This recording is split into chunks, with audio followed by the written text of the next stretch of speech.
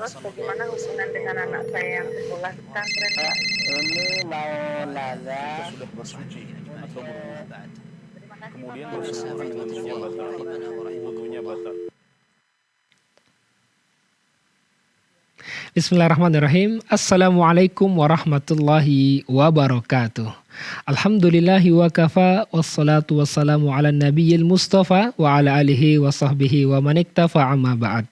Ikhwatul iman pemirsa Fatwa TV rahimani wa rahimakumullah dimanapun Anda berada.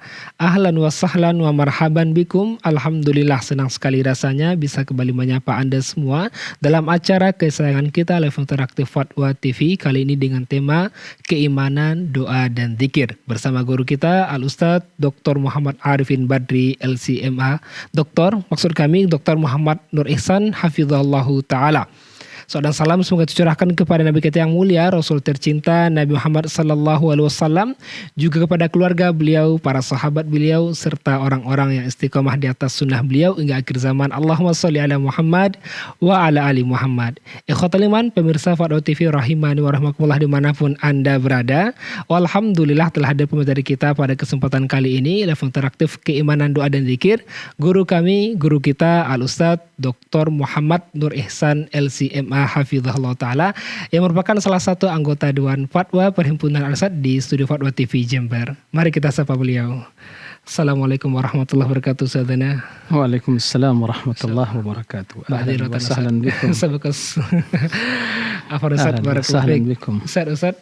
Barakallahu fiik. Alhamdulillah. Jazakumullah khairan atas waktu dan kesempatan bisa hadir bersama kami di sini, Ustadz. Insyaallah ke depan kita bersama-sama istifadah, Ustadz. Sallallahu ayyafta alaina wa alaikum jami'an. Allahumma amin. Masya Allah.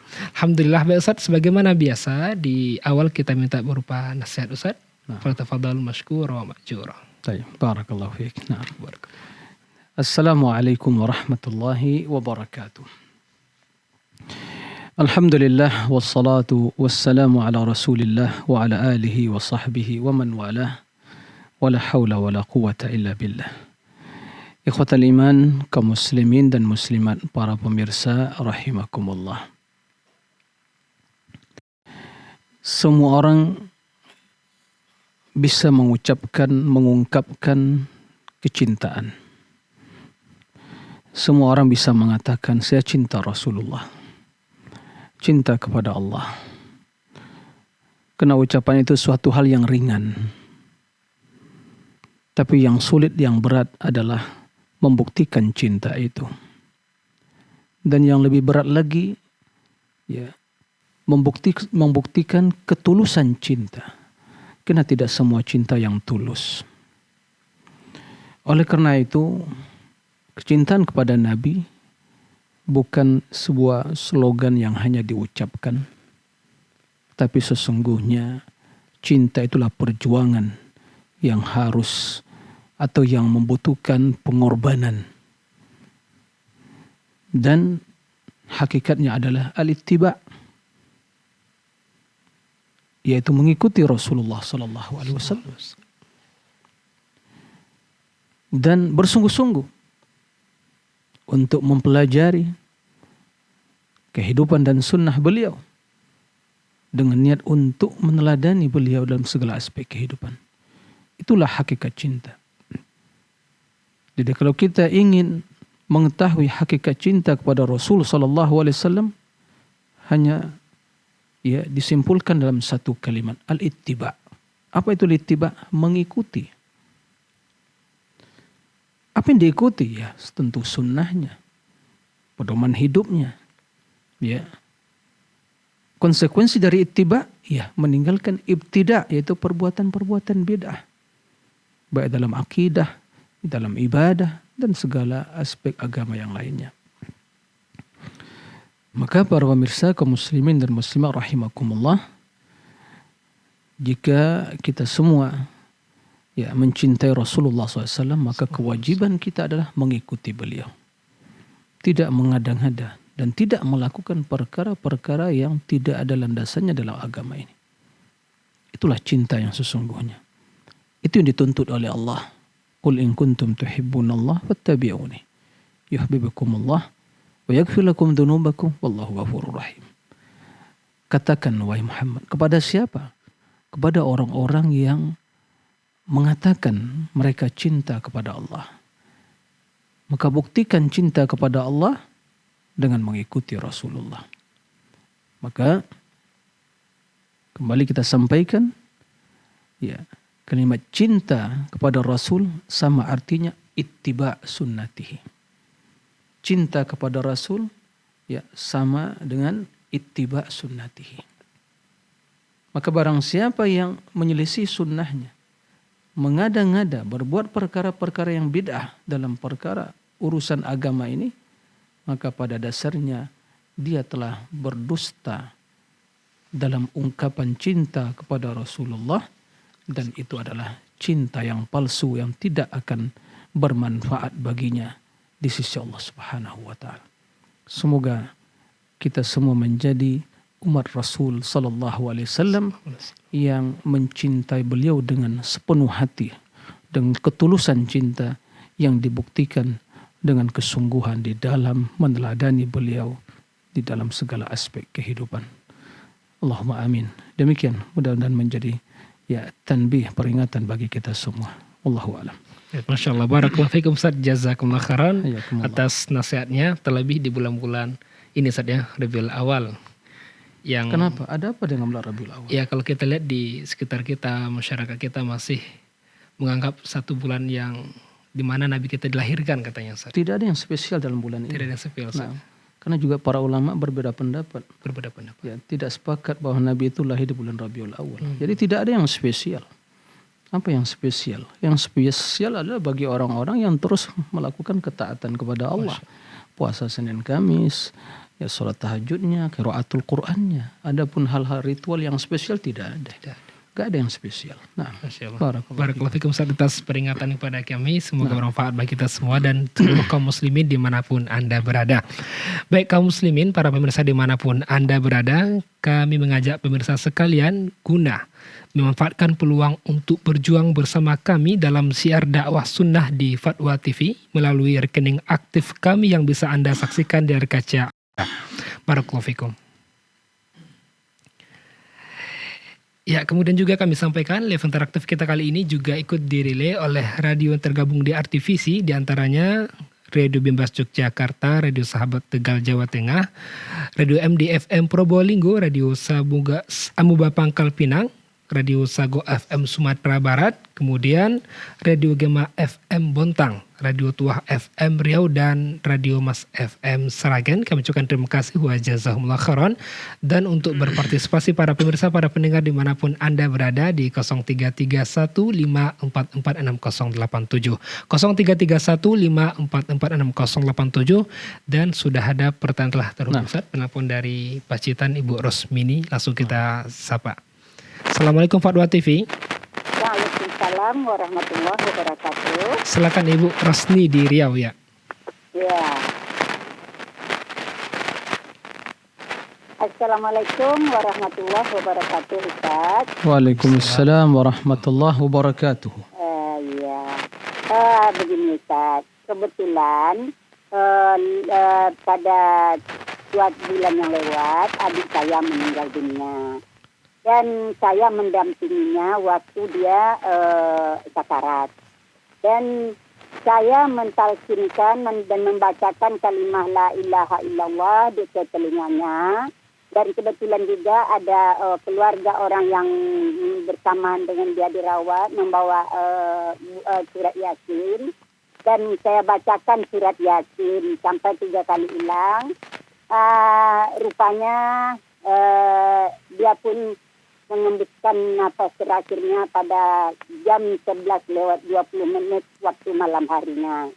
Karena dia di waktu sehat, dia juga berwasiat kepada saya dan kepada anak-anaknya kalau dia meninggal dunia nanti jenazahnya dibawa pulang ke kampung ke Bukit Tinggi.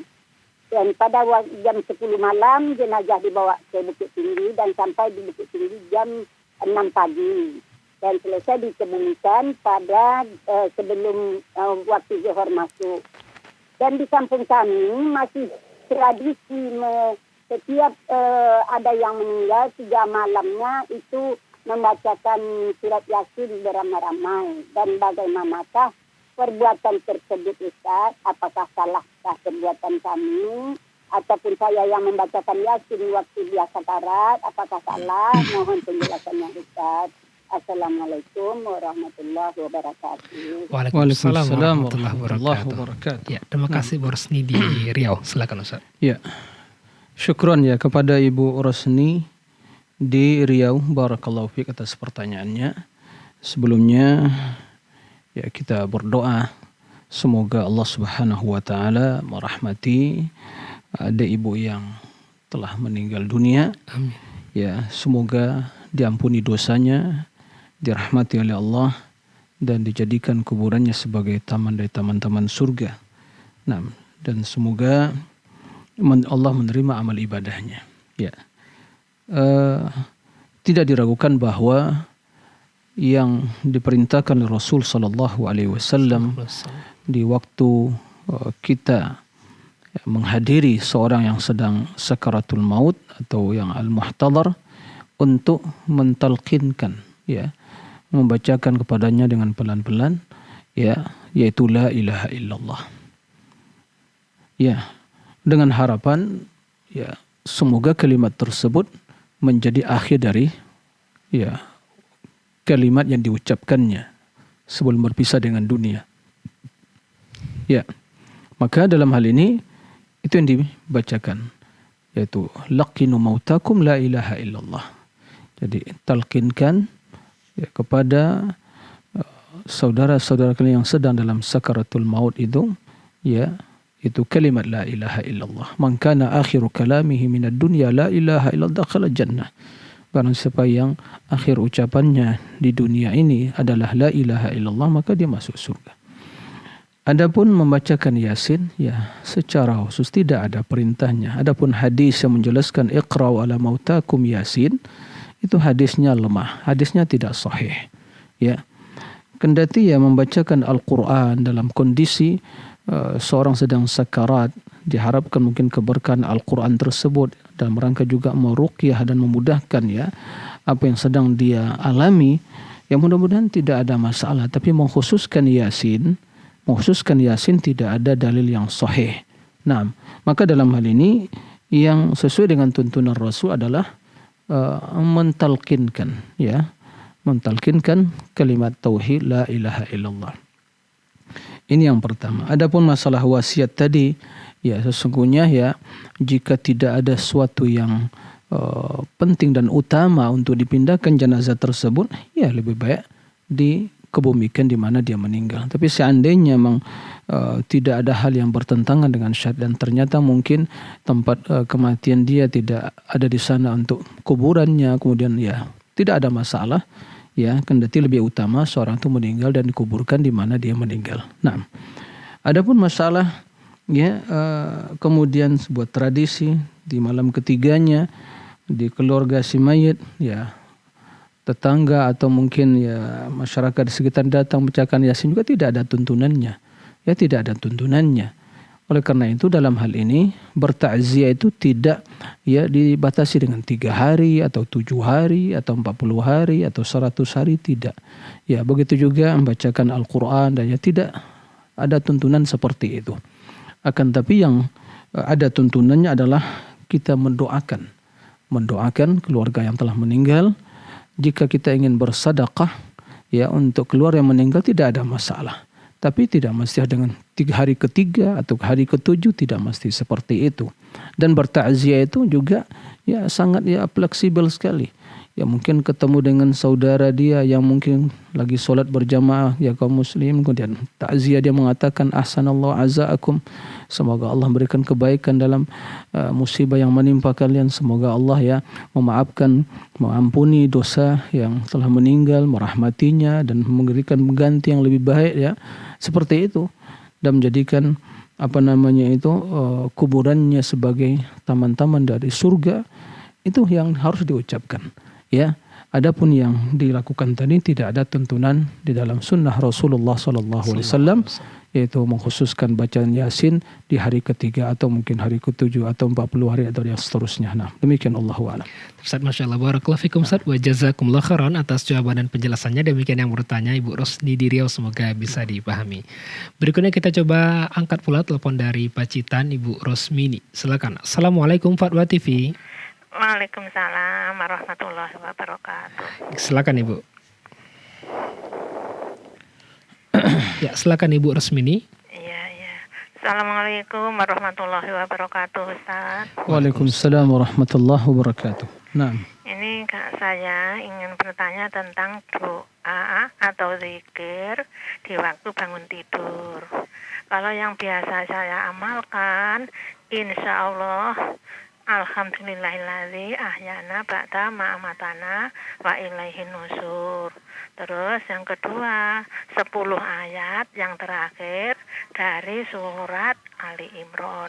Nah, terus ini ada bacaan, saya bacanya Ustaz, la ilaha illallah wahdahu la syarikalah lahul mulku wa lahul hamdu wa huwa ala kulli syai'in qadir. Subhanallah walhamdulillah wa la ilaha illallah wallahu akbar wa la haula wa la quwata illa billah. Rabbi ghfirli. Ini apa ada hadis yang sahih atau dari Al-Qur'an? Terus yang kedua, alhamdulillahilladzi ngafani fi jasadi wa radda alayya ruhi wa adinali bizikri. Ini juga apa hadis yang sahih, bisa diamalkan atau bagaimana? Saya ingin bagaimana sebaiknya diamalkan apa tidak. Saya Kemalakaran. Assalamualaikum warahmatullahi wabarakatuh atas jawabannya. Waalaikumsalam warahmatullahi wabarakatuh. Silakan Ustaz. terima kasih kepada Ibu Rosmini di Pacitan. Barakallahu fiik. Semoga senantiasa mendapatkan taufik dan bimbingan dari Allah di dalam melaksanakan sunnah-sunnah Rasulullah SAW. Nah, adapun doa yang disyariatkan untuk dibaca setelah bangun dari tidur, ya sebagaimana yang diajarkan Rasul SAW, di antaranya alhamdulillah alladzi ahyana ba'da ma amatana wa ilaihin nusyur. Yaitu segala puji bagi Allah Subhanahu wa taala yang menghidupkan kami setelah mematikan. Yaitu tidur itu adalah saudara kematian gitu. Karena di waktu tidur kita tidak mengetahui di mana ruh kita, kemudian dikembalikan oleh Allah. Nah, kemudian wa ilaihin nusyur, bahwa hanya kepada Allah kita akan kembali. Ini diantara zikir yang dibaca. Ini jelas hadisnya sahih. Kemudian juga diantara zikir yang diucapkan Rasul sallallahu alaihi wasallam begitu bangun dari tidur, yaitu alhamdulillah, sebagian kata Rasulullah SAW, idza istaiqadha ahadukum, apabila salah seorang dari kalian bangun tidur, maka ucapkanlah alhamdulillah alladzi afani fi jasadi. Segala puji bagi Allah yang telah memberikan keselamatan, afiah, keselamatan bagi jasadku. Wa radda alayya ruhi, dan mengembalikan kepada jasadku itu ruh. Wa adina li bi dzikrihi, dan Allah izinkan aku untuk berzikir kepadanya. Diriwayatkan Imam At-Tirmidzi dan dihasankan oleh Asy-Syalbani. Jadi ini juga di antara zikir yang ucapkan alhamdulillah alladzi afani fi jasadi wa radda alayya ruhi wa adina li bi dzikrihi. Ya, segala puji bagi Allah yang memberikan keselamatan, kesehatan bagi jasadku, badanku, kemudian membalikan ruh kepada jasadku, kemudian memberikan izin untuk berzikir kepadanya, yaitu Allah yang mengizinkan. Seandainya bangun tidur, lisan tidak bisa digerakkan, maka tidak akan bisa berzikir. Nah, kemudian juga di antara zikir yang diucapkan setelah bangun tidur, yaitu la ilaha illallah wahdahu la syarikalah lahul mulku wa lahul hamdu wa huwa ala kulli syai'in qadir. Alhamdulillah, subhanallah, wa la ilaha illallah, wallahu akbar, wa la hawla wa la quwwata illa billah. Barang siapa mengucapkan hal itu, kata Nabi SAW, kemudian setelah itu dia memohon istighfar tadi, la ilaha wahdahu la syarikalah lahul mulku wa hamdu wa la kulli syai'in qadir. Alhamdulillah, subhanallah, la ilaha illallah, wa la Allahu akbar, wa la hawla wa la quwwata illa billah. Maka Allahumma gfirli, Allahumma gfirli, maka akan diampuni. Ya, begitu dia solat, ya, terus bangun di tengah malam misalnya atas sepertiga malam, kemudian dia solat, maka akan diterima solatnya oleh Allah Subhanahu wa taala. Nah, demikian Allahu a'lam. Ustaz, Masya Allah, barakallahu fikum Ustaz, jazakumullah khairan atas jawaban dan penjelasannya. Demikian yang bertanya semoga bisa dipahami. Berikutnya kita coba sapa penelpon dari Magetan, Ibu Nani. Silakan. Assalamualaikum Fatwa TV. Waalaikumsalam warahmatullahi wabarakatuh. Silakan Ibu. Iya. Assalamualaikum warahmatullahi wabarakatuh, Ustaz. Waalaikumsalam warahmatullahi wabarakatuh. Iya, kami ingin menanyakan tentang doa iftitah untuk sholat sunnah. Nah, Itu yang sholat sunnahnya lebih dari 2 rakaat, seperti sholat tahajud itu, apakah harus dibaca untuk rakaat yang ketiga, keempat, dan selanjutnya memakai doa iftitah, apakah cukup yang rakaat pertama dan rakaat pertama saja, Ustaz? nah. Baik, cukup Ibu. Iya, terima kasih. Barakallahu fiik. Ya. Assalamualaikum warahmatullahi wabarakatuh. Waalaikumsalam warahmatullahi wabarakatuh. Ya. Dalam hal ini, ya, terima kasih kepada Ibu Nani, ya, di mana tadi? Magetan. Di Magetan. Barakallahu fiik atas pertanyaannya. Doa istiftah tentu pertama sekali kita pahami hukumnya adalah ya sunnah, ya. Jadi kalau seorang tidak membaca istiftah tapi hanya dia takbir, kemudian ta'awuz, kemudian baca bismillah, kemudian baca al-fatihah dan ayat lain, maka sah solatnya. Tapi tentunya kurang sempurna karena Rasul SAW baca istiftah, maka jangan ditinggalkan, ya, karena itu doa dan permohonan. Maka dalam hal ini ya tentunya solat sunnah tentu sedikit berbeda hukumnya dengan solat wajib, ya. Maka dalam hal ini ya jika seorang solat sunnah 2 rakaat, ya, atau lebih, maka diutamakan juga membaca di setiap 2 rakaat tersebut, ya. Tapi seandainya dia solat misalnya solat malam, ya, kemudian setiap rakaat, karena itu jelas bersambung, ya, solatnya 2 rakaat, kemudian ya dilanjutkan lagi 2 rakaat, seperti itu, ya, maka cukup membaca di rakaat pertama. Tapi seandainya begitu 4 rakaat dia berhenti, istirahat dulu, kemudian begitu rakaat ya 2 rakaat yang selanjutnya, yang ketiga, maka dia membaca lagi dan membaca istiftah. Jadi intinya lebih utama dibaca doa istiftah tersebut, ya, tentunya lebih sempurna, ya, kendati kalau dia tidak membaca ya salatnya sah. Nah, demikian wallahu a'lam. Masya Allah, barakallahu fiikum Ustaz, jazakumullah khairan atas jawaban dan penjelasannya. Demikian yang bertanya, semoga bisa dipahami. Berikutnya sudah terhubung pula penelpon dari Sumbawa, Ibu hamba Allah. Silakan. Assalamualaikum Fatwa TV. Waalaikumsalam warahmatullahi wabarakatuh. Silakan Ibu. Ya, Assalamualaikum Pak Ustadz. Waalaikumsalam warahmatullahi wabarakatuh. Nah. Ya begini Pak Ustadz, kami ingin menanyakan apakah orang-orang yang menjalankan ibadah tidak sesuai sunnah itu disebabkan karena ketidaktahuannya, kemudian ada yang menjalankan tidak ibadah sesuai sunnah, tetapi mereka itu tidak tertarik misalnya untuk mendengarkan TV dakwah karena mereka itu tidak tahu dirinya dalam keadaan tidak tahu, tapi tidak ada rasa ingin tahu untuk cari tahu begitu Pak Ustadz, tapi sampai kepadanya TV-TV dakwah gitu. Apakah ini salah satu sebab seseorang itu termasuk dalam ancaman Allah yang disebutkan dalam surat Al-Ghasyiyah ayat 2 sampai ayat 3 itu Pak Ustadz? Baik. Demikian Pak Ustadz pertanyaan kami. Barakallahu fiik wa jazakallahu khairan. Assalamualaikum warahmatullahi wabarakatuh. Waalaikumsalam warahmatullahi wabarakatuh. Terima kasih Ibu Hambalah di Sumbawa atas pertanyaannya. Silakan Ustaz. Terima kasih barakallahu fiik atas pertanyaannya Ibu yang dari Sumbawa, ya. Pertanyaannya bagus sekali ya. Jadi seorang yang beribadah tidak sesuai dengan sunnah. Para pemirsa dan kaum muslimin yang dirahmati Allah Subhanahu wa taala. Satu prinsip yang wajib untuk senantiasa atau untuk diketahui dan wajib untuk senantiasa dihadirkan dalam setiap ibadah dan ketaatan, ya, bahwa ibadah itu adalah syariat Allah dan syariatnya itu ada aturannya. Agama itu ada aturannya. Dalam beribadah itu ada aturannya. Tidak bisa dengan selera dan kehendak kita sendiri. Atau kebiasaan atau tradisi kita. Ini harus dicamkan dalam diri kita. Ditanamkan dalam diri kita. Ya, betul-betul diri kita sadar bahwa saya beribadah ini, ya, melakukan ketaatan kepada Allah, melaksanakan syariat, itu ada tuntunannya.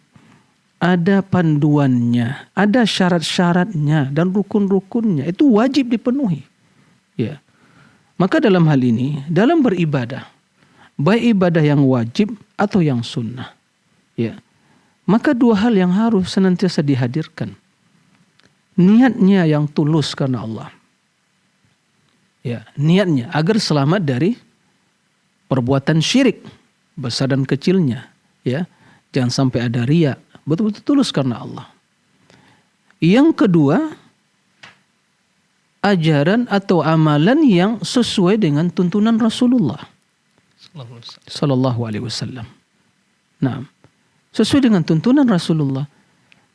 Taib, jika seorang ikhlas, kemudian dia beramal, beribadah sesuai dengan tradisi budaya, ya untuk apa Rasul diutus?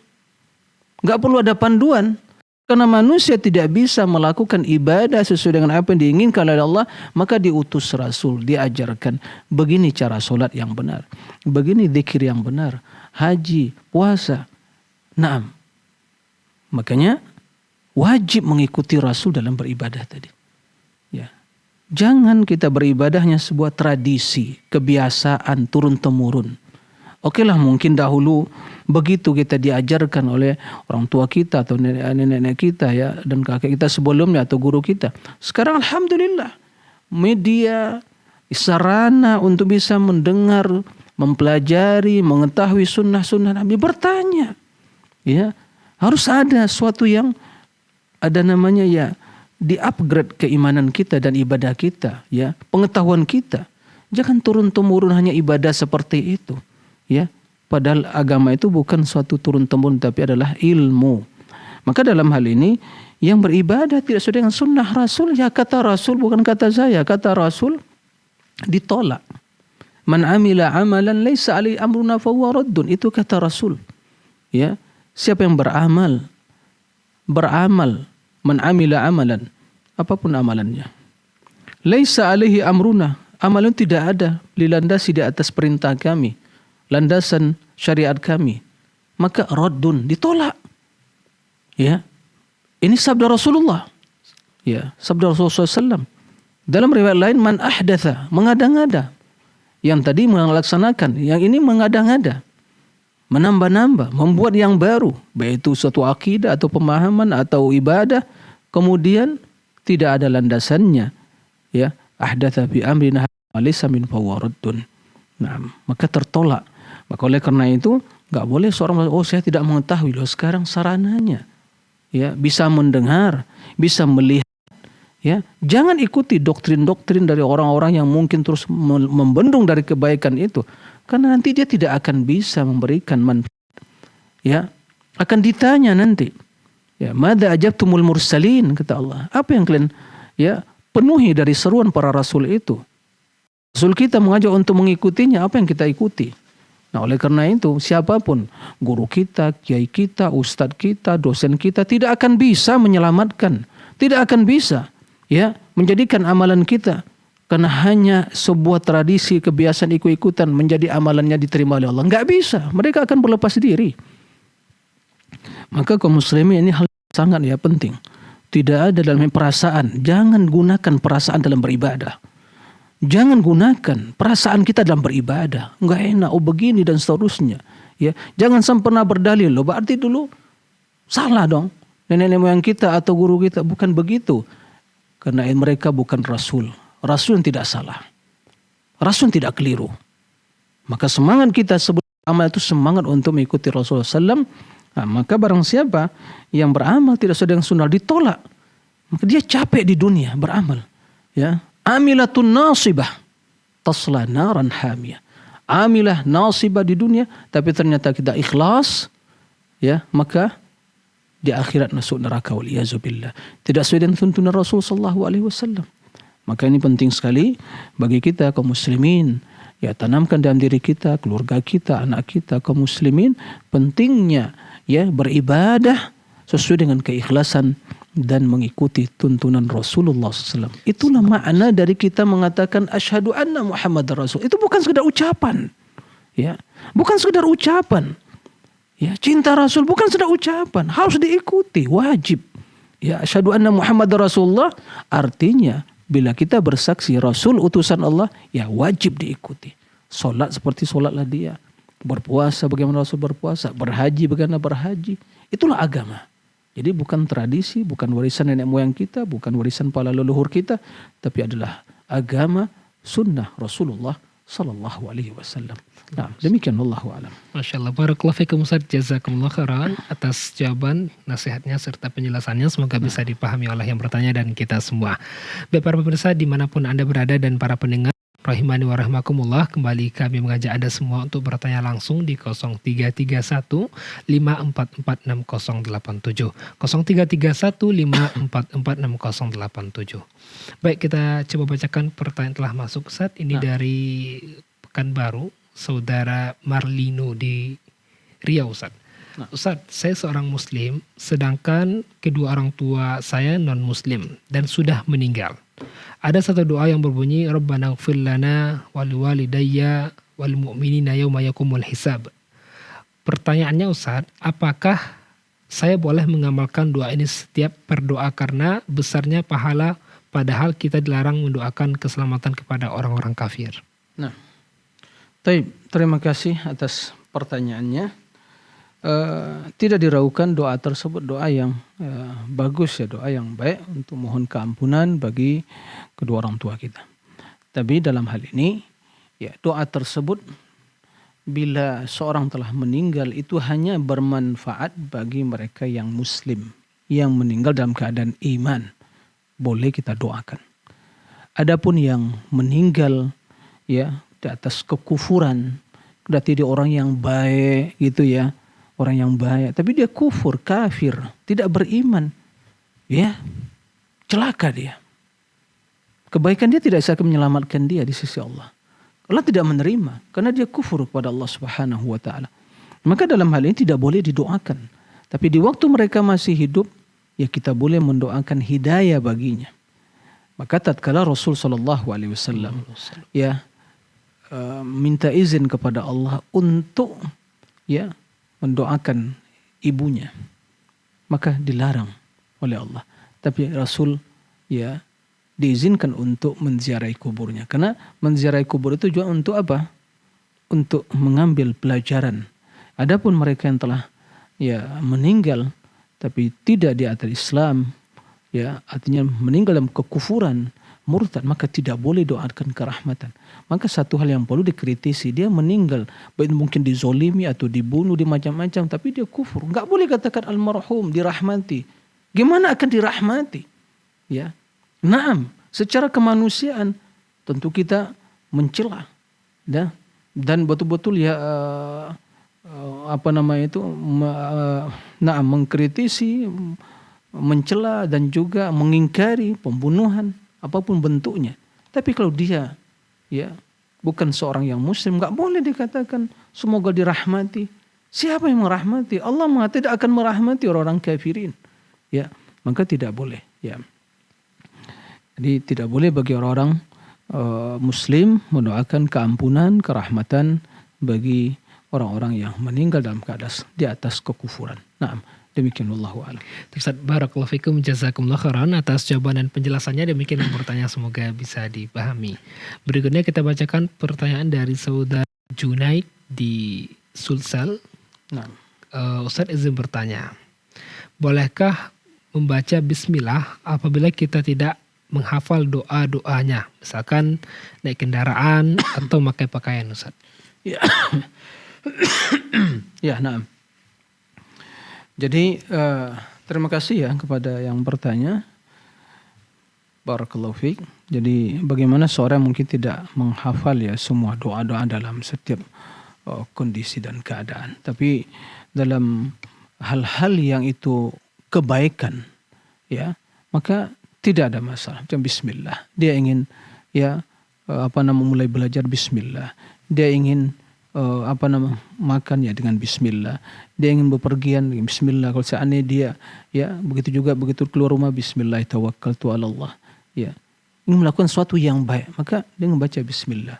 Kullu amrin dzibalin la yubda'u bismillah atau bihamdillah huwa aqta. Ya, setiap perkara yang baik, yang bagus, yang mulia tidak dimulai dengan menyebut nama Allah, maka itu hal yang tidak sempurna. Maka bismillah tersebut yaitu pertama kita tabarruk, mendapatkan keberkahan dengan menyebut nama Allah, kemudian juga mengandung permohonan kepada Allah, mohon pertolongan bismillah, ya, dengan nama Allah, yaitu asta'inu billah, dengan nama Allah. Dan nama Allah apabila disebut menyertai segala sesuatu akan menambah keberkahan, akan dimudahkan oleh Allah, maka tidak ada masalah ya.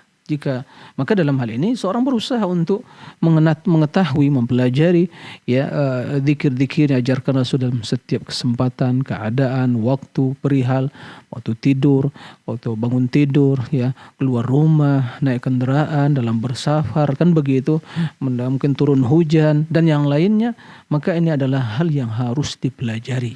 Ya, diketahui, dipelajari dan diamalkan. Nah, demikian Allah. Terus barakallahu fikum, jazakumullah khairan atas jawaban dan penjelasannya. Demikian yang bertanya, semoga bisa dipahami. Berikutnya sudah terhubung penelpon dari Ibu Zainab di Bima. Silakan Ibu. Assalamualaikum Fatwa TV. Ya, waalaikumsalam warahmatullahi wabarakatuh. Silakan Ibu. Assalamualaikum Pak Ustadz. Waalaikumsalam warahmatullahi wabarakatuh.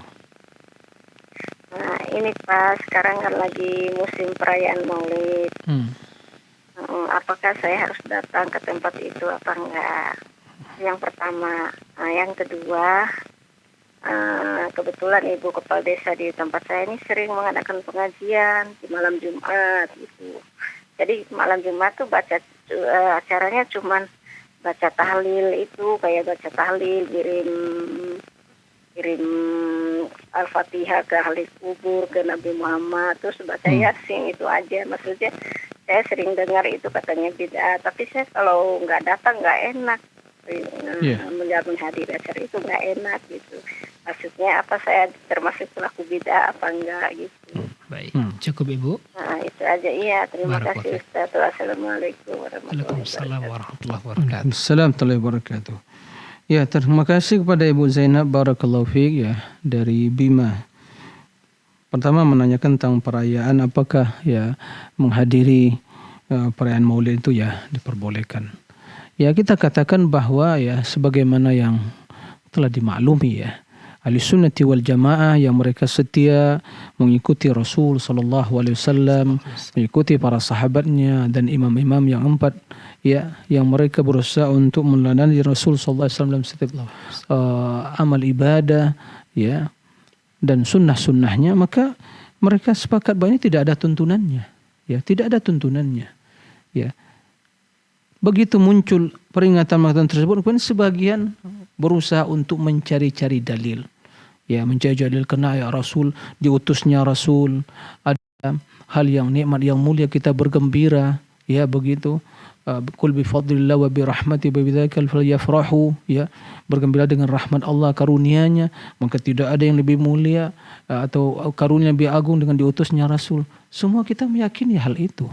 Ya, kemudian juga mencari alasan karena Rasul ya ditanya puasa hari Senin, kemudian kan hari yang aku dilahirkan, seperti itu. Kemudian ini bukti cinta pada Rasul, ya. Taib. Kita katakan, bukankah para sahabat orang yang lebih cinta kepada Rasul? Bukan para sahabat orang yang lebih mengagungkan Rasul? Bukankah para sahabat orang yang lebih gembira dengan karunia diutusnya Rasul? Bukankah para sahabat orang-orang yang melebihi kita dalam segala kebaikan terhadap Rasul SAW? Jawabannya na'am. Tapi tolong datangkan satu dalil pun dari Abu Bakar, Umar, Uthman dan juga kaum muhajirin wal ansar, kemudian tabi'in, tabi'in, kemudian setelah itu Imam Abu Hanifah, Malik, Syafi'i, Ahmad, pernahkah melakukan demikian itu? Ya. Kecintaan kepada Rasul, mempelajari sirah Rasul bukan sebuah acara tahunan, tidak, tapi sepanjang hidup kita. Bagaimana kita akan bisa meneladani Rasul kalau kita tidak membaca sirah kehidupan beliau sallallahu alaihi wasallam, tidak membaca hadisnya. Maka sungguh ya hal yang sangat disayangkan hanya membaca sirah Nabi di bulan-bulan tertentu saja. Selainnya tidak dibaca. Bagaimana akan bisa meneladani beliau dalam keluarga, rumah tangga, dalam berdakwah, dalam beribadah, dalam berjuang dan seterusnya kalau kita tidak mengetahui sirah beliau. Maka ini oleh karena itu ya hal yang demikian itu memang ya tidak disyariatkan ya, maka tidak perlu ibu menghadiri. Tapi dalam kondisi seperti tadi ya ibu sampaikan dengan cara yang baik. Acara yang seperti malam Jumat harus membaca la ilaha illallah, tahlil, kemudian yasin. Pertama kita katakan malam Jumat, kendati ya Jumat itu adalah malam yang yang mulia, tapi juga tidak boleh dikhususkan dengan ibadah tertentu ya. Begitu juga di siang harinya tidak boleh dikhususkan dengan puasa tertentu. Nah, maka hari-hari yang lain dan juga membaca yasin, tidak ada juga tuntunan harus di malam Jumat membaca yasin. Bahkan menjadi bagian dari kehidupan kita adalah membaca Al-Quran secara rutin, ditamatkan mau malam Jumat, di setiap malam membaca Al-Quran gitu ya. Kemudian tidak cukup hanya ucapkan la ilaha illallah saja, dipahami, dipelajari. Majlis ilmu, majlis zikir. Nah begini, oleh karena itu ya sebaiknya sampaikan kepada mungkin yang mengkoordinasi kajian seperti itu, mungkin kajiannya dirubah, caranya mungkin mempelajari tauhid, ya, tafsir surah Yasin atau mungkin tafsir surah Al-Baqarah dan yang lainnya, itu akan lebih bermanfaat. Maka kita melihat tidak ada perubahan yang signifikan dalam tradisi yang seperti bagi kehidupan masyarakat. Tapi kalau dipelajari bagaimana tauhid yang benar, la ilaha illallah apa maksudnya, apa maknanya, yang kemudian dipelajari sunnah Rasul, dipelajari tafsir Al-Quran, ditadabbur, direnungi, asmaul husna begitu juga dipahami maknanya, ditadabbur makna-maknanya, kemudian bagaimana kita mengamalkannya, akan terjadi perubahan yang dalam kehidupan masyarakat, semakin paham, semakin dekat kepada Allah. Tapi dengan cara tadi seperti itu kita melihat tidak ada hal yang perubahan yang signifikan dalam masyarakat, karena sebuah tradisi saja. Ya, nah ini yang harus diperhatikan. Jadi belajar yang benar, ya, belajar yang benar. Kemudian Rasul tidak perlu dikirimkan pahala, nggak perlu dikirimkan pahala, ya, Rasul nggak perlu. Kenapa? Karena begitu kita mengamalkan suatu amalan, udah langsung ditransfer pahala kepada Rasul. Kenapa? Siapa yang mengajarkan kita bisa berzikir? Siapa yang mengajarkan kita bisa bersalawat? Siapa yang mengajarkan kita bisa baca Al-Quran, salat, zakat, puasa? Siapa yang mengajarkan? Rasul sallallahu alaihi wasallam. Dan orang yang mengajarkan kebaikan diikuti oleh orang lain, maka kebaikan orang lain tersebut dari amalan itu akan ditransfer langsung kepada orang yang melakukan yang pertama, yang mengajarkan. Begitu seterusnya. Begitu juga para sahabat. Karena mereka yang mengajarkan, mendapatkan ilmu dari Rasul, kemudian disampaikan pada generasi setelahnya. Tidak perlu ada kirim-kirim pahala kepada Rasul, ya. Karena juga tidak ada contohnya seperti itu. Karena secara otomatis solat kita, ya, sekarang kita bicara masalah ilmu, pahalanya sampai kepada Rasul. Kenapa? Karena kita menyampaikan apa yang diajarkan Rasul SAW. Nah, demikian. Wallahu a'lam. Masya Allah, barakallahu fikum Ustaz, jazakallahu khairan atas nasihatnya, penjelasannya, dan dapat kami simpulkan Ustaz, berarti semangat tanpa ilmu saja tidak cukup Ustaz ya. Betul, agama itu bukannya semangat saja. Semangat saja. Semangat harus berilmu gitu. Berilmu saja. Karena semangat tanpa ilmu itu akan jadi apa ya? Menimbulkan hal-hal yang bahkan mungkin merusak. Kan punya semangat tapi tidak punya ilmu. Ya, yang terjadi yaitu kerusakan. Jadi agama ini betul semangat tapi harus ada ilmunya. Semangat beramal tapi dasar ilmu. Jadi ikhlas beramal di atas ilmu. Nah itu syiarnya seperti itu. Ikhlas beramal. Jadi logonya itu ikhlas beramal di atas ilmu. Tidak cukup ikhlas beramal. Ikhlas beramal nggak mengikuti sunnah nggak ada artinya. Nggak ada artinya. Mengikuti sunnah nggak ikhlas beramal nggak ada artinya. Baru berarti suatu amalan tadi bermanfaat diterima Allah ikhlas mengikuti sunnah. Sebagaimana syahadatin kan tidak bisa dipisahkan. Tidak bisa dipisahkan. Kalau mengucapkan syahadat asyhadu alla ilaha illallah belum cukup. Begitu juga asyhadu anna Muhammadar Rasulullah, asyhadu alla tidak cukup, tidak beriman dia. Baru sah keimanan dan Islamnya asyhadu alla ilaha illallah wa asyhadu anna Muhammadar Rasulullah. Syahadatin. Asyhadu alla ilaha illallah yang intisarinya, kandungannya adalah ikhlas ibadah kepada Allah. Asyhadu anna Muhammadar Rasulullah yang intinya, kandungannya, kesimpulannya juga ya tulus dalam mengikuti Rasulullah. Nah, itu baru agama Islam dibangun di atas dua pondasi tadi. Masya Allah, barakallahu fikum Ustaz. Semoga Allah berikan, jadikan semangat kita ke arah yang benar Ustaz ya. Betul, nah. Barakallahu fik, jazakumullah khairan atas jawaban dan penjelasannya Ustaz. Demikian Ibu yang bertanya di Bima, Ibu Zainab, semoga bisa dipahami. Berikutnya kita coba bacakan pertanyaan dari Fulanah di Sumatera Barat Ustaz, Kota Padang. Nah. Ustaz barakallahu fik, izin bertanya, bagaimana taubat dari nifak i'tiqadi ya Ustaz? Karena diri ini sering was-was, cemas dibayang-bayangkan dengan nifak al-i'tiqad, serta bagaimana agar terhindar dari nifak tersebut Ustaz? Ya, terima kasih pada saudara yang bertanya di Sumatera Barat ya. Nah, pertama ya kita memohon kepada Allah, semoga Allah menjaga keimanan kita dan berlindung kita kepada Allah Azza wa Jal dari berbagai kemunafikan ya. Baik kemunafikan dalam bentuk amalan ya atau i'tiqad. Nah, semuanya adalah hal yang sangat berbahaya. Yang lebih berbahaya adalah nifaqul i'tiqadi. Nifaq ya, kemunafikan i'tiqadi itu yaitu keyakinan. Yang artinya apa? Dia mengucapkan Islam tapi di hatinya kekufuran. Mengucapkan asyhadu an la ilaha illallah asyhadu anna Muhammadar, tapi di hatinya kekufuran, membenci Islam, tidak meyakininya. Ini i'tiqadi.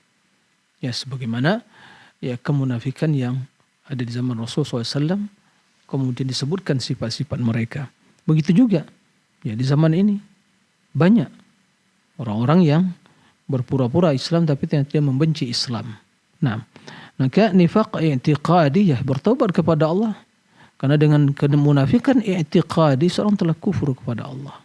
Maka dia kembali ke pangkuan Islam, ucapkan syahadatain, istiqamah di atas agama Allah, bertaubat dari yang demikian itu, dia kembali kepada pangkuan Islam. Ya, adapun nifaq amali, yaitu dia bila berbicara dusta, berjanji memungkiri, kalau diberi amanat khianat. Nah, itu tanda-tanda. Begitu juga pertanda kemunafikan, salat malas, sedikit berzikir gitu ya. Kemudian hal yang seperti itu dan banyak ya tanda-tanda kemunafikan tersebut, maka ini harus yang kita waspadai. Tapi intinya taubat dari nifaq al-i'tiqadi ya dengan bertobat kepada Allah ya, kemudian taubat yang tulus ya, karena sesungguhnya nifaq i'tiqadi itulah kekufuran.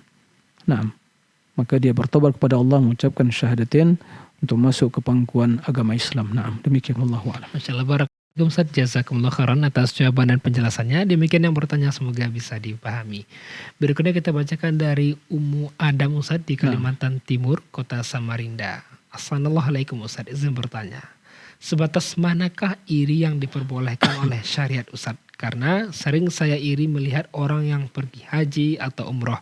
Saya juga iri melihat mereka yang rajin bersedekah dengan hartanya yang tidak mampu saya lakukan saat ini Ustaz. Apakah ada solusi atau doa untuk menghilangkan rasa iri ini Ustaz? Nah, terima kasih ya atas pertanyaannya. Tidak diperbolehkan iri ya atau hasad dalam suatu perkara kecuali dalam dua hal. Ya, dua hal. Pertama, ya, iri kepada seorang yang diberi harta oleh Allah, kemudian dia infakkan, dihabiskan hartanya untuk dalam kebaikan. Rajulun atahullahu malan fa na'am fa halakahu fi ta'atillah aw na'am fatasaddaq bihi. Nah, jadi seorang yang diberi harta oleh Allah, kekayaan, kemudian dia habiskan hartanya dalam ketaatan kepada Allah. Nah, ini yang pertama. Kemudian rajulun atahullahu hikmatan wa huwa yaqdi bihi wa yu'allimuhu. Orang diberi ilmu, hikmah, kemudian dia menggunakan ilmu itu dengan untuk ya memutuskan perkara di antara manusia, menyelesaikan urusan manusia, kemudian dia ajarkan. Ini dua hal. Dan iri di sini makan ghibtah. Artinya dia berharap mendapatkan karunia dan kebaikan tersebut, tapi tetap memohon kepada Allah nikmat tersebut tetap langgeng dan bertambah pada saudaranya. Adapun yang dilarang, ya, dia hasad, ya, terhadap nikmat diberikan kepada saudaranya, kemudian dia berkeinginan bagaimana nikmat tersebut juga hilang dan sirna dari ini, tidak boleh. Adapun yang lain, ya, itu diperbolehkan. Nah, ini yang iri yang diperbolehkan. Nah, bagaimana kita mengatasi diri, ya, agar tidak memiliki sifat iri dan hasad tersebut? Ya, kita sadari dan kita yakini bahwa nikmat tersebut karunia dari Allah. Allah yang memberikan sesuatu kepada seorang dikehendakinya, dan juga Allah yang tidak memberikan. Lianna Allah Subhanahu wa taala al-mu'ti al-mani al-mu'ti. Allah yang memberikan. Ya. Allah yang memilih memberikan kebaikan pada hamba, itu karunia dari Allah. Gak ada ya kita bisa intervensi dalam hal itu. Nah, kalau itu memang takdir dari Allah, pemberian dari Allah, nikmat dari Allah, ya. Lalu kenapa kita hasad? Berarti kita, ya, tidak merestui pemberian Allah kepada saudara kita. Berarti pada dasarnya kita mengkritisi Allah, kendati tidak mengatakan hasad, ya, hasad. Maka orang yang hasad, iri kepada saudaranya, tak nikmat diberikan, terus menghitung kekayaan orang lain, kemudian hasad, dengki dan melakukan berbagai hal, ini pada dasarnya orang yang tidak ridho kepada takdir Allah. Sementara iman pada takdir adalah wajib meridhoi takdir Allah. Maka, ya, untuk selamat dari sifat iri tersebut, ya, adalah kita harus meyakini bahwa itu takdir dari Allah. Kemudian begitu juga sifat itu, hasad itu apa? Ya, adalah sifat iblis. Kenapa iblis? Ya, tidak mau sujud kepada Adam. Aba wastakbar, sombong, angkuh, merasa lebih baik. Allah berikan nikmat kepada Adam, kemudian dia iri, hasad, maka enggak mau sujud. Jadi pada dasarnya, ya, orang yang iri tersebut, hasad tersebut, dia ya mewarisi sifat iblis. Nah, mau berteman dengan iblis, jangan berteman dengan iblis, berteman dengan orang yang baik, kan begitu. Jadi intinya iblis, kenapa Allah mengusir iblis dari surga? Karena sifat iri tersebut, hasad, sombong. Nah, demikian wallahu a'lam. Masyaallah, barakallahu fikum Ustaz, jazakumullah khairan. Afwan Ustaz, apakah ada doa khusus Ustaz agar dijauhkan dari sifat ini? Secara khusus enggak ya, tapi ya bisa orang berdoa, ya Allah, ya, cukupkan dengan kepadaku, ya, nikmat kebaikan yang kuberikan, cukupkan diriku dengan apa yang halal dan berkahi, ya, harta yang kau berikan kepadaku, ya, dan jauhkan diriku dari sifat hasad dan yang lainnya, ya, seperti, tapi secara khusus, ya, wallahu a'lam, nanti tidak mungkin redaksinya secara khusus, tapi ya, yang jelas seorang bisa berdoa kepada Allah, memohon agar diselamatkan dari sifat hasad dan kedengkian tersebut. Nah, seperti itu. Ustaz, barakallahu fikum, jazakumullah khairan. Demikian yang bertanya, semoga bisa dipahami. Berikutnya mungkin terakhir Ustaz kita bacakan, ini dari Jakarta, Saudara Maulana Dwi Yuda, Ustaz. Assalamualaikum warahmatullahi wabarakatuh. Ustaz izin bertanya, bagaimana cara mengajak keluarga ke sunnah, Ustaz? Karena saya sudah mencoba mengajak, tetapi mereka tidak menyukai, bahkan membencinya. Sampai ibu saya menghina ulama ahlus sunnah. Ya, ya, terima kasih kepada saudara yang bertanya dari Jakarta, bagaimana mengajak kepada sunnah saudara yang mungkin belum mendapatkan hidayah sunnah. Ya, sampai mungkin seperti sampai diutarakan tadi, dia mencela ulama ahli sunnah. Ya, masih, ya, kalau hasilkan mencela ulama sunnah itu hal masih ringan. Ya, dulu mereka mencela Rasul SAW. Ya, mencela Rasul, mengatakan Rasul majnun. Ya, Rasul penyihir, macam-macam. Jadi biasa. Ya, celaan orang-orang yang bodoh. Karena dia tidak mengetahui, ya, kemuliaan orang-orang yang mulia, maka itu jelas, ya, hal yang bukan suatu yang asing dalam kehidupan. Nah, oleh karena itu dalam berdakwah ini memang dakwah itu ibadah. Dan perlu kita ketahui, berdakwah itu hanya kita menyampaikan, memberikan nasihat, ya, memberikan wejangan, ya, seperti itu. Itu dakwah, mengajak pada kebaikan, mencegah dari kemungkaran, ya, seperti itu dakwah. Nah, adapun yang menjadikan seseorang menerima dakwah kita dalam artian dia itu mendapatkan taufik dan keimanan, itulah hak Allah Subhanahu wa taala. Allah yang menanamkan hidayah itu, memberikan taufik kepadanya. Rasul sendiri tidak mampu ya memberikan hidayah kepada pamannya. Makanya Allah mengatakan, innaka la tahdi man ahbabta walakin Allah yahdi man yasha. Engkau wahai Muhammad tidak bisa memberikan hidayah kepada orang yang kau cintai. Ya, secara duniawi dia cinta pada pamannya. Ya, kenapa tidak? Dia yang membela. Ya, beliau yang membela Nabi kita. Nah, seperti itu. Maka secara nasab, ya, cinta secara nasab. Akan tetapi secara din tidak, karena dia kufur. Nah, maka tidak bisa Nabi Muhammad memberikan hidayah. Nah, akan tetapi wa innaka la tahdi ila siratal mustaqim. Tapi engkau bisa memberikan hidayah kepada jalan yang lurus. Apa maksudnya? Memberikan nasihat, wejangan, irsyad, ya, penyuluhan, begitu. Nah, ini mampu dilakukan. Begitu juga. Ya. Jadi kita hanya bisa melakukan hal itu. Terus sabar. Ya, sabar. Celaan macam-macam jangan dibalas dengan yang sama. Ya, jangan dibalas kejahilan-kejahilan. Karena intinya, kenapa dia membenci? Karena tidak tahu. Ya. Tidak kenal maka tidak cinta. Begitu. Maka seorang yang membenci kebenaran itu karena dia tidak tahu. Berbagai hal, karena hawa nafsu, atau mungkin tidak tahu tapi mengikuti hawa nafsu. Tapi intinya orang yang awam karena kejahilan mereka. Ya, karena didoktrin selama ini seperti ya, akidah-akidah yang menyimpang tadi, maka bersabar, berdoa, doakan mereka. Ya, di antara ya hal yang harus dimiliki seorang dai itu berdoa untuk orang yang diajak pada kebaikan tadi. Allahumma hdihim, Allahumma rzuqhumul hidayah, Allahumma hdihim, kan begitu. Nah, ini yang harus dilakukan. Bersabarlah ya, karena selama seorang terus berdakwah, mengajak pada kebaikan, itu dalam beribadah. Jangan pernah terputus dengan alasan orang enggak menerima. Ya. Keluarga saya belum menerima. Karena menerima atau tidaknya itu di tangan Allah Subhanahu wa taala. Tugas kita beribadah adalah menyampaikan dengan cara yang baik, dengan cara yang santun.